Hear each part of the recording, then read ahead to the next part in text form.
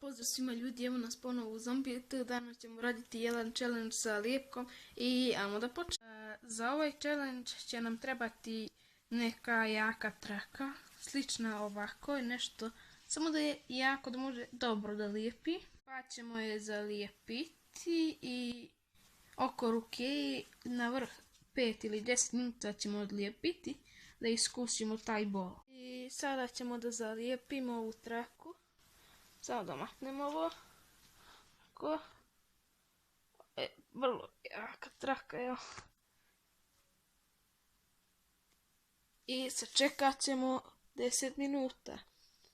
I došao je taj trenutak da iskusimo taj bol sa lijepkom. I evo da počnemo.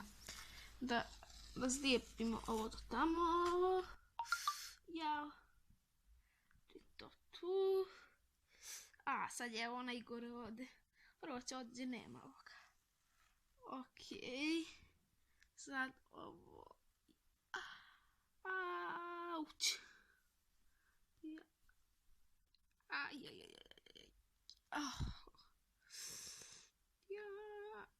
Čekaj se malo sa druge strane.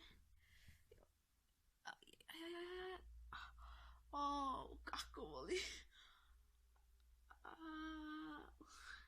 Ja mislim da će mi biti ovdje sad cijela okrenuta. Auć. Stvarno sad ovdje boli. Auć. Vidite ovo. Kako voli.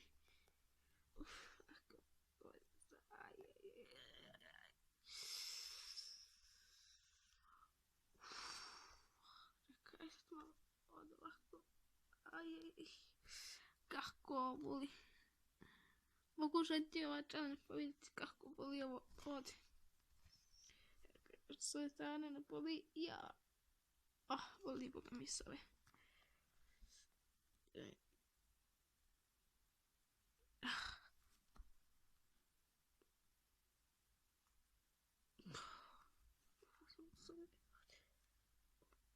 Sad možda neće da boli.